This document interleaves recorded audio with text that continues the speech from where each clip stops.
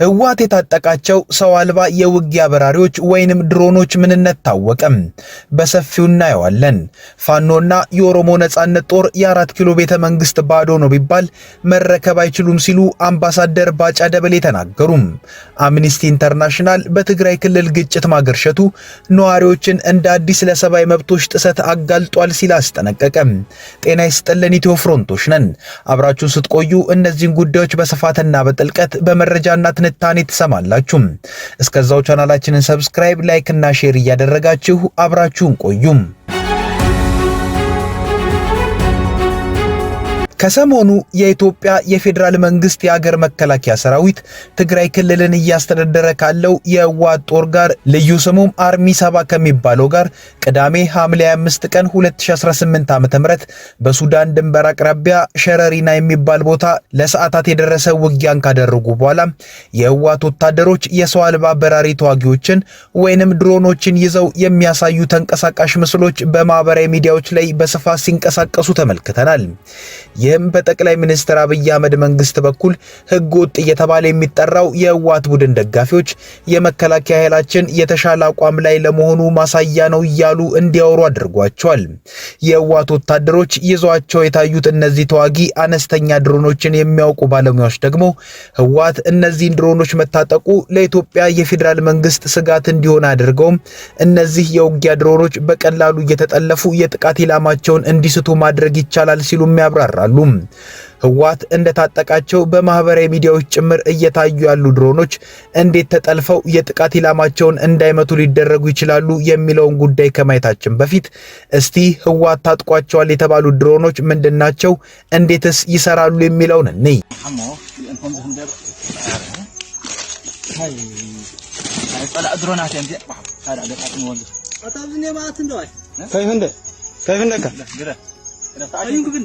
ገጣጢሞ አይሆን ለሆነ ነገር አይደለ እንብላ ዘለው አይተነከሰ እዚህ ሁሉ ተገጣጣሚ ወቅቱ ደገ ይሁን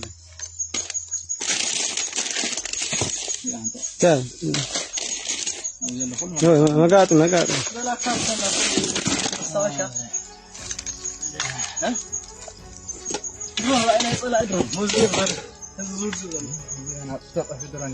ከተንቀሳቃሽ ምስሉ ላይ እንዳያችሁት የህወሓት ወታደሮች እንደሆኑ የተነገሩት ታጣቂዎች የያዙት እየተገጣጠመ ያለው ተዋጊ ድሮን አጥፍቶ ጠፊ ድሮንም የሚባሉት ናቸው።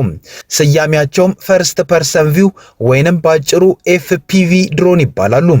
አሁን በበርካታ ሀገራት ለውጊያ የሚውሉ ናቸው። ጥቅማቸውም በጦርነት ወይንም በውጊያ ጊዜ የተናጠል ኢላማን ለይቶ ለመምታት፣ ኢላማን ለመለየት እንዲሁም ስለላን ለማድረግ በስፋት ጥቅም ላይ ይውላሉ። እነዚህ ድሮኖች በአየር ላይ በከፍተኛ ፍጥነት መብረር ይችላሉ። የተገጣጠሙት በአንጻሩ ርካሽ ከሚባሉ ቁሶች ሲሆን አነስተኛ የሆኑ ፈንጂዎችንም ተሸክመው ጠላት የተባለን አካል በከፍተኛ ሁኔታ ማጥቃት ይችላሉ። እነዚህ ድሮኖች ልክ ካሚካዚ እንደሚባሉት ድሮኖች የአጥፍቶ ጠፊነት ባህሪም አላቸው።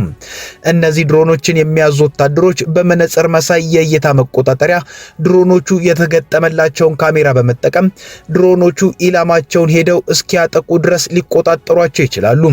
እነዚህ ድሮኖች ስለ ሁለት ነገር በጥብቅ ይፈልጋሉ። አንደኛው በጣም ርካሽ በመሆናቸው ነው። ከ90 እስከ 1500 የአሜሪካን ዶላር ድረስ ይገኛሉ። እንዲህ አይነት ተዋጊ ድሮኖች እንደ ህወሓት ያሉ ወደ አማጺነት እየተቀየሩ ላሉ ቡድኖች በቀላሉ የሚገኙ የመሆን እድላቸው ከፍተኛ ነው። ታንክን እንደመሳሰሉት የውጊያ መሳሪያዎች ውድ አይደሉም። በሌላ በኩል ደግሞ እነዚህ ፈርስት ፐርሰን ቪው ወይንም ኤፍፒቪ የሚባሉት ድሮኖች እንደ ትንሽነታቸውና እንደ ዋጋቸው ማነስ ሳይሆን በውጊያ ላይ ጠላት ላይ ከፍተኛ ጉዳትን ማድረስ የሚችሉ ናቸው። ጥቃት የማድረስ አቅማቸው ደግሞ ጠባብ የተባሉ ወታደራዊ ስፍራና ኢላማዎችን የወታደራዊ ተሽከርካሪዎች ውስጥ ገብተው እንዲሁም ምሽጎች ውስጥ ዘልቀው በመግባት አካላቸው ላይ የተገጠመውን ጦር መሳሪያ በማፈንዳት ከባድ የሚባል ጉዳትን ማድረስ ይችላሉ። እኚህ ሁለት ነጥቦች ናቸው ድሮኖቹን ተመራጭ ያደረጋቸው። ኢራን እስራኤልን ከነዚህ አይነት ድሮኖች ጋር ተቀራራቢ በሆኑ ድሮኖች መከሯን ስታበላት ነበር። ሩሲያም እነዚህን ድሮኖች ከዩክሬን ጋር ላለባት ጦርነት በሰፊው ትጠቀምበታለች ይባላል። እንግዲህ የነ ደብረ ጽዮን ወታደሮች እነዚህን ድሮኖች ይዘው እየገጣጠሙ መታየታቸው የህወሓትን የተዋጊነት ደረጃን ከፍ ያደርጋል የሚል ነገር በቡድኑ ደጋፊዎች ዘንድ በጣም ተጋኖ ይወራል። ነገር ግን ስለ እነዚህ ድሮኖች የሚያውቁ ባለሙያዎች የኢትዮጵያ መንግስት በድሮኖቹ ወታደራዊ ይዞታዎቹ እንዳይመቱበት ማድረግ ይችላል ይላሉ። እነዚህ ድሮኖች በቀላል ዋጋ ተገዝተው በአየር ላይም በፍጥነት ተወንጭፈው ከባድ ጉዳት አድራሽ መሆናቸው ተመራጭ ቢያደርጋቸው የዛኑ ያክል እየተጠለፉ በቀላሉ መክሸፍ የሚችሉ ናቸው። የማክሸፉ ነገርም የተለያዩ የራዲዮ ጃሚንግ ሲግናሎችን በመልቀቅ የድሮኖቹን የመቆጣጠሪያ ስርዓት በማዛባት ሊከናወን ይችላል። እንዲህ ሲሆን ድሮኖቹን በሚያንቀሳቅሰው ወታደር መካከል ያለውን የኤሌክትሮኒክስ ግንኙነት ማቋረጥ ይቻላል። ስለዚህም በእነዚህ መልኩ የድሮኖቹን ውጤታማነት ማበላሸት ነው የሚቻለው። በሌላ በኩል ግን የኢትዮጵያ መንግስትም ቢሆን እነዚህ አይነቶቹ ድሮኖች በስፋት እንዳሉት ይታመናል። ጠቅላይ ሚኒስትር አብይ አህመድ ከወራት በፊት በሐዋሳ ከተማ ተካሂዶ በነበረው ወታደራዊ ትርኢት ላይም ተናግረውታል። ለኢትዮጵያ ብቻ ሳይሆን ለቀጠናው በቂ የሆነ ኤሊት ፎርስ ቴክኖሎጂ የታጠቀ ቴክኖሎጂ የሚጠቀም በድሮን ሪኮነሰንስ የሚያደርግ በካሚካዚ ምሽግ የሚያፈርስ በምሽግ ብቻ ሳይሆን በስትራቴጂክ ቦታዎች በሰላም ወረዳዎች ውጊያን የሚያጧጥፍና የሚያሳጥር ተቋም ኢትዮጵያ ስለገነባች ድፍን የምስራቅ አፍሪካ ሀገራት ድፍን የአፍሪካ ሀገራት እንኳን ደስ ያላችሁ እንኳን ደስ ያለንላችሁ ፈልጋለሁ። የህወሓት ቡድን እነዚህን ለጦርነት ዓላማ የሚውሉ ድሮኖችን ከኤርትራ ወይንም ከሱዳን በኩል ሊያገኘው እንደቻለ ይታመናል።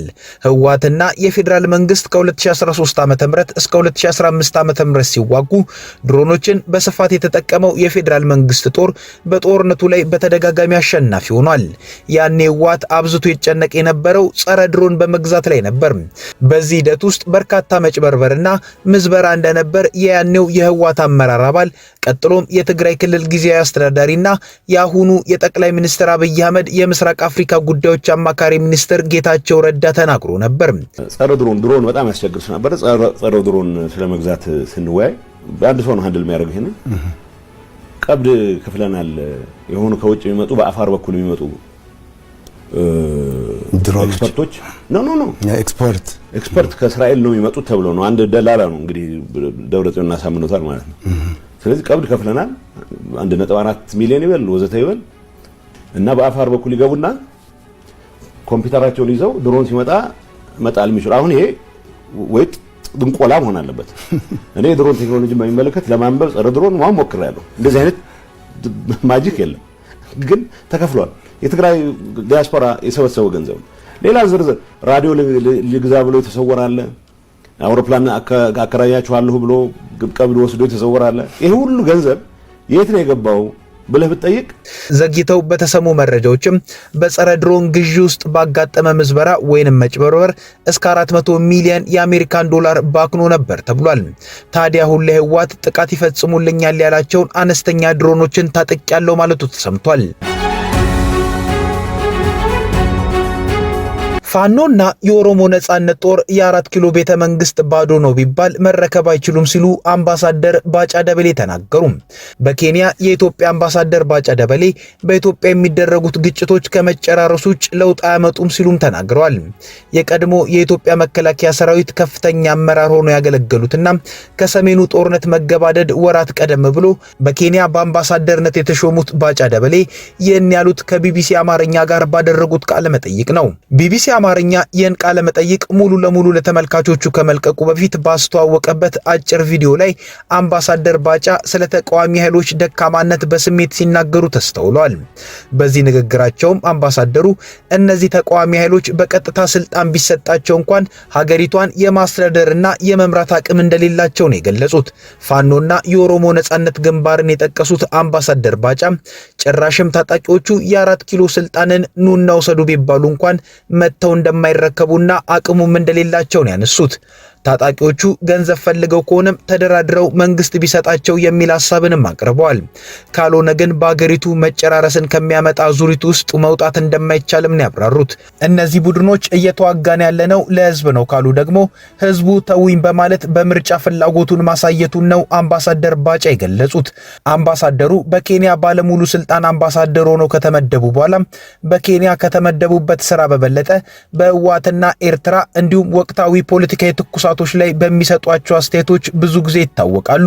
እኔ ግልጽ የሆነ ነገር ልንገር፣ 4 ኪሎ ሰው የለም ቢባል አንዳቸውም 4 ኪሎ መጥቶ አይዙ ፋኖ ይሁን ኦላ አይመጡም በጭራሽ ምንሆናል አይመጡም ካፓሲቲም የላቸውም መጥቶም የሚያደርጉት ነገር የለም ምን ያደርጋል እስኪ ማን ነው የሚመጣው ዘመነ ካሴ ነው የሚመጣው ማን ነው መጥቶ 4 ኪሎ ገብቶ ኑ 4 ኪሎ ክፍት ነው ብትላቸው አይመጡም ስለዚህ ይሄ ይቅር በቃ ገንዘብ ከፈለጉ ከመንግስት ጋር ተደራድሮ ይስጣቸው መንግስት ገንዘብ ከሆነ የሚፈልጉት አለበለዚያ የህዝብ ጥያቄ መመለስ ከሆነ ይሄው ህዝቡ ተውኝ አለኮ በምርጫው ይተውት ሰላም እናምጣ ሰላም ካልመጣ አሁን መጨረሻው መጨራረስ ካልሆነ በስተቀር ውጤቱ አሸናፊ ተሸናፊ የሚባል ነገር የለውም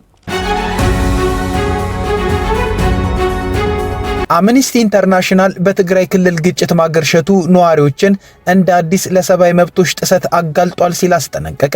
የፌዴራል መንግስትና የትግራይ ክልል ባለስልጣናት እንደ የንጹሃንን ደህንነት ማስጠበቅ ላሉ ዓለም አቀፍ የሰብአዊ መብቶች መርሆች እንዲገዙም ጠይቋል። ዓለም አቀፉ የሰብአዊ መብቶች ተቋም ይህንን ያለው በሳምንቱ መጨረሻ የተከሰተውን ግጭት በተመለከተ ሰኞ ሐምሌ 27 ቀን 2018 ዓ.ም ባወጣው መግለጫ ነው። ባለፈው ሳምንት ቅዳሜ ሐምሌ 5 ቀን የፌዴራል መንግስትና የትግራይ ኃይሎች ሸራሪና በተሰኘ የሱዳን አዋሳኝ ስፍራ ግጭት ውስጥ ገብተው እንደነበር ከተለያዩ ምንጮች የወጡ መረጃዎች አመልክተዋል። እሁድ ዕለትም ቀጥሎ የነበረው ይህ ግጭት በከባድ መሳሪያና ድሮን የታገዘ እንደነበር አንድ የህዝባዊ ወያኔ ሓርነት ትግራይ ምንጭ ለኤኤፍፒ ተናግረዋል። የዓይን እማኞችም ቅዳሜ ዕለት ፍንዳታዎችን፣ የከባድ መሳሪያ ተኩስና የአውሮፕላኖችን ድምጽ ሲሰሙ እንደነበር ለዜና ወኪሉ ተናግረዋል። የትግራይ ጊዜያዊ አስተዳደር ስልጣንን በጉልበት የተቆጣጠረውና በህወሓት ሊቀመንበር ደብረጽዮን ገብረ ሚካኤል የሚመራው የክልሉ አስተዳደር ባወጣው መግለጫ ፌዴራል መንግስቱ ግልጽ ጦርነት ከፍቷል ሲል ከሷል። ፌዴራል መንግስት እስካሁን ስለ ክስተቱ በይፋ የሰጠው አስተያየት የለም።